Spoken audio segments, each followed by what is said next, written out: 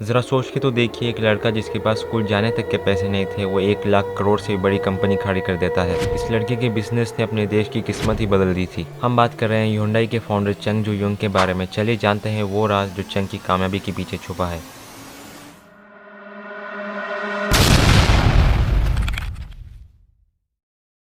अस्सलामुअलैकुम। ये कहानी शुरू होती है 1915 में, जब चंग जू युंग एक नॉर्थ कोरिया की गरीब फैमिली में पैदा होते हैं। उस टाइम पे कोरिया जापान के कब्जे में था और कोरियन सिटीजन्स की गरीबी से हालत खराब हो चुकी थी। इनमें से एक थी चंग की भी फैमिली। चंग के फादर एक ट्रेडिशनल पुरानी सोच रखने वाले फार्मर थे जो दिन रात खेतों में मेहनत किया करते थे। इनके 7 बच्चे थे और 7 में से सबसे बड़े थे चंग। चंग का सपना था कि वो पढ़ लिख कर एक टीचर बने, लेकिन सपने पूरे करना इतना आसान नहीं होने वाला था। क्योंकि वो घर के सबसे बड़े बच्चे थे, अब उनकी फैमिली चाहती थी उनसे कि वो अब अपने फादर का खेतों में हाथ बटाया करें। अब इतनी गरीबी में वो कर भी कह सकते थे, तो उन्होंने 14 साल की उम्र में स्कूल से ड्रॉप आउट किया और अपने सपनों को साइड में रखकर अपने फादर के साथ सुबह शाम खेतों में काम करने लगे। ये इतना आसान नहीं था उनके लिए। वो सुबह शाम खेतों में काम करते, बकरियों को चारा चराते और शहर जाते लकड़ी बेचने के लिए। और जब भी शहर की ज़िंदगी देखते तो यही सोचते कि आखिर कब तक ये गरीबी चलने वाली है, कब वो अपने सपने पूरे करेंगे। वो अपनी गरीबी और अपनी फैमिली की हालत देखकर परेशान हो चुके थे। सुबह शाम इतनी मेहनत करने के बाद भी वो अपने आप को उसी गरीबी में पाते। चंद का सब्र खत्म हो रहा था, क्योंकि उन्हें मालूम चल चुका था कि खेती करने से वो कभी अपने सपने पूरे नहीं कर पाएंगे। 2 साल बाद जब वो 16 साल के हुए, वो अपने एक दोस्त के साथ घर छोड़ के भाग जाते हैं। वो पैदल सफर करके पास के ही एक शहर में आए थे और पहुंचते ही दोनों दोस्तों को एक कंस्ट्रक्शन साइट में नौकरी मिल गई। चंग को इधर एक वर्कर की नौकरी मिली। ये काम मेहनत से भरा था और जो पैसे उन्हें मिल रहे थे वो बहुत कम थे, लेकिन फिर भी ये उससे खुश थे, क्योंकि इससे उनका अच्छा खासा गुजारा हो रहा था और ये पहला कदम था उनका अपने सपने पूरे करने की तरफ। पर अफसोस कि उनकी ये खुशी ज्यादा देर तक नहीं चल पाई। सिर्फ 2 महीने बाद उनके फादर आए और उन्हें इधर से घर पकड़ के ले गए। चंग को बहुत ज्यादा डांट पड़ी अपने फादर से, लेकिन उनके फादर ये भूल चुके थे कि अब उनके बेटे को पैसे कमाने का मजा लग चुका है। चंग अब वही रेगुलर रूटीन में फंस चुके थे। उनके लिए खेती करना अब बहुत ही ज्यादा मुश्किल हो रहा था। वो किसी भी तरह से भागकर शहर जाना चाहते थे और अपने सपने पूरे करना चाहते थे। उन्होंने 2 बार और ट्राई किया घर से भागने के लिए, लेकिन वो हमेशा पकड़े गए। और थोड़े ही टाइम बाद उन्होंने एक बार फिर से अपनी किस्मत आजमाई और चौथी बार वो घर से भागे और इस बार वो कामयाब हो गए।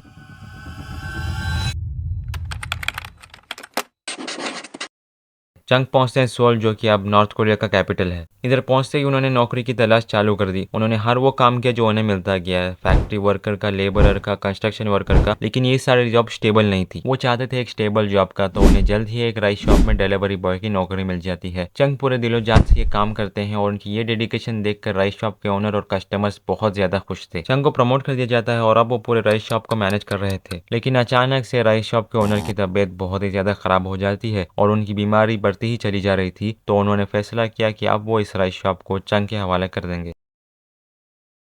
चंग अब इस राइस शॉप के ओनर बन चुके थे और इसके बाद उन्होंने और भी ज़्यादा मेहनत करना चालू कर दिया। उन्होंने राइस का प्राइस सस्ता कर दिया और कस्टमर्स को बेहतरीन से बेहतरीन सर्विस प्रोवाइड करने लगे, जिसकी वजह से कस्टमर्स उनसे बहुत ही ज़्यादा खुश थे। ये राइस शॉप बहुत ही ज़्यादा तेज़ी से ग्रो कर रही थी, लेकिन चंग की ये खुशी भी इस बार ज़्यादा देर तक नहीं चलने वाली थी। जैसे ही ये राइस शॉप अपने पीक पे पहुंची, एक प्रॉब्लम हो जाती है। असल में जापानीज गवर्नमेंट ने अपने सोल्जर्स को रेगुलर राइस सप्लाई करने के लिए सारी कोरिया की शॉप अपने कब्जे में ले ली थी और इसमें से चंग की भी राइस शॉप जापानीज गवर्नमेंट के अंदर आ गई थी। चंग अब वापस अपने गाँव चले जाते हैं।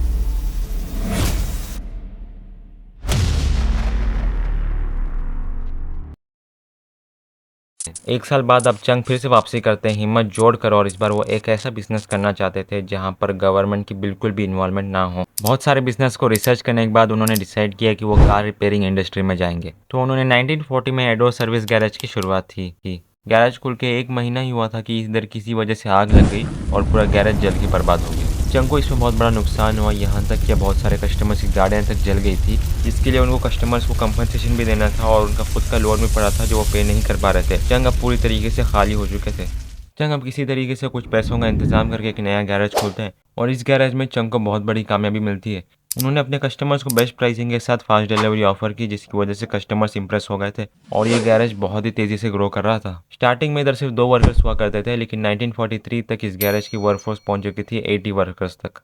ये गैरेज अपनी पीक पे पहुंच चुका था, लेकिन इसके बाद चंग के साथ एक और प्रॉब्लम हो जाती है। हुआ ये कि जापानीज गवर्नमेंट ने वेपन्स बनाने के लिए चंग का ये गैरेज एक स्टील प्लांट से मर्ज कर दिया और चंग का गैरेज एक बार फिर से बंद हो चुका था। चंग अब अपने गांव वापस चले जाते हैं, लेकिन इस बार उनके पास 50,000 वोन की एक सेविंग थी जो उन्होंने इस गैरेज से बिजनेस करके कमाए थे और उन्हें भरोसा था कि वो एक बार फिर से एक नया बिजनेस खोल लेंगे।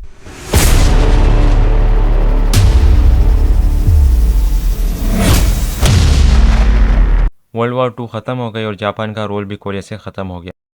World War II finally was over.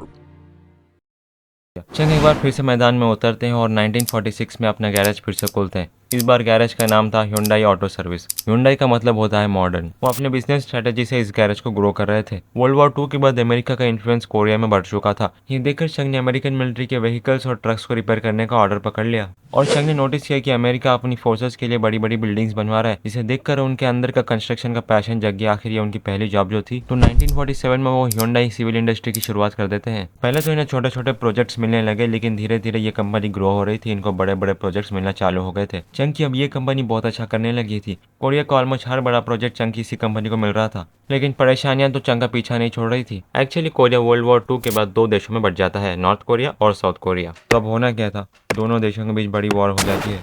North Korea की मिलिट्री साउथ कोरिया के अंदर आ जाती है और सियोल के पास पहुंचने वाली होती है। सियोल में बैठे चंग अपनी फैमिली और कुछ पैसे लेकर बुसान भाग जाते हैं। जब हर तरफ प्रॉब्लम ही प्रॉब्लम थी और ऐसा लग रहा था कि चंग हिम्मत हार जाएंगे, तभी चंग एक अपॉर्चुनिटी स्पॉट करते हैं। असल में अमेरिका साउथ कोरिया को सपोर्ट कर रहा था अपनी मिलिट्री के साथ और अमेरिकन मिलिट्री को वेयर हाउस, टेंट्स और हेडक्वार्टर्स की जरूरत थी कोरिया में। इसी अपॉर्चुनिटी को देखकर चंग ने एक छोटा सा ग्रुप बनाया और ये प्रोजेक्ट्स लेने लग गए। चंग अब हर छोटा बड़ा ऑर्डर लेने लग गए थे अमेरिका से। अगर उनको किसी भी प्रोजेक्ट में लॉस होता, वो फिर भी उसी डेडिकेशन और हार्डवर्क के साथ काम करते, जिसकी वजह से चंग ने अमेरिका का दिल जीत लिया था और अमेरिका का हर ऑर्डर चंग को मिलने लग रहा था। 1952 में वॉर तो खत्म हो गई, लेकिन चंग को फिर भी ऑर्डर मिल रहे थे अमेरिका से।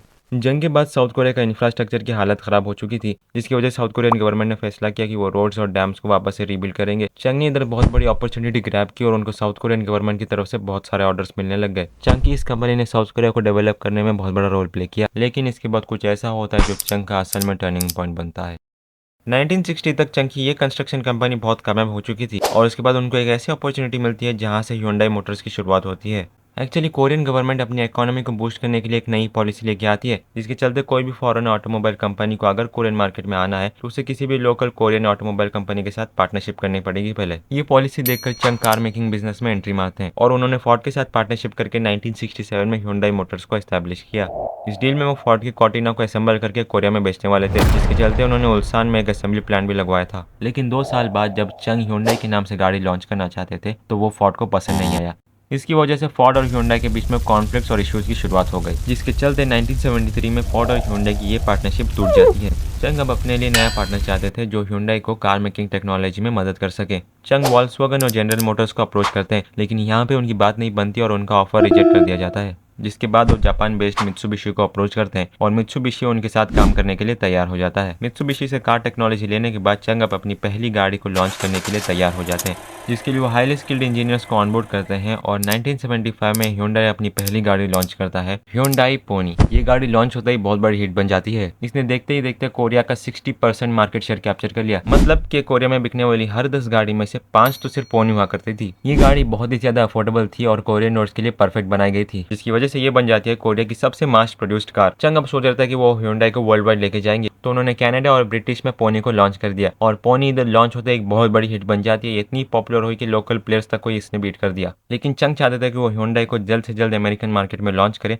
जहां से हर ब्रांड को वर्ल्ड वाइड पहचान मिलती है। लेकिन पोनी अमेरिका के सेफ्टी और क्वालिटी स्टैंडर्ड्स को मैच नहीं कर पा रही थी, जिसकी वजह से पोनी उधर लॉन्च नहीं हो पाई। लेकिन चंग का इरादा था पक्का, तो उन्होंने 1986 में एक नई गाड़ी डिजाइन की और उसे लॉन्च कर दी, जो कि थी ह्युंडई की एक्सेल। इस बार ये गाड़ी अमेरिका के स्टैंडर्ड्स को मैच कर रही थी और ह्युंडई ने इसे 5 इयर्स की वारंटी और एक्सट्रीमली अफोर्डेबल बना के मार्केट किया, जिसकी वजह से ये अमेरिका में अपनी पहचान बना पाई और इसने अपने पहले ही साल में 1,60,000 से भी ज्यादा कार्स बेच दी और अगले ही साल एक्सेल ने इसका डबल कर दिखाया, 2,60,000 से भी ज्यादा कार्स बिक गई, जिसकी वजह से कंपटीशन की तो हालत ही खराब हो गई। एक्सेल की वजह से ह्युंडई को वर्ल्ड वाइड पहचान मिल पाई और आज ह्युंडई हर साल 5 मिलियन से भी ज्यादा कार्स बेचता है और ये फिगर हर साल बढ़ता ही जा रहा है। ये कहानी सिर्फ एक शख्स की नहीं बल्कि हौसले और हिम्मत की कहानी है। एक बच्चा जिसके पास स्कूल जाने तक के पैसे नहीं थे, वो इतना बड़ा एम्पायर खड़ा कर देता है। शुक्रिया देखने के लिए। अगर आपको वीडियो पसंद है तो वीडियो को लाइक करो, शेयर करो, चैनल को सब्सक्राइब करो और मुझे कमेंट करके ज़रूर बताना अगली वीडियो आप किस पे देखना चाहते हो।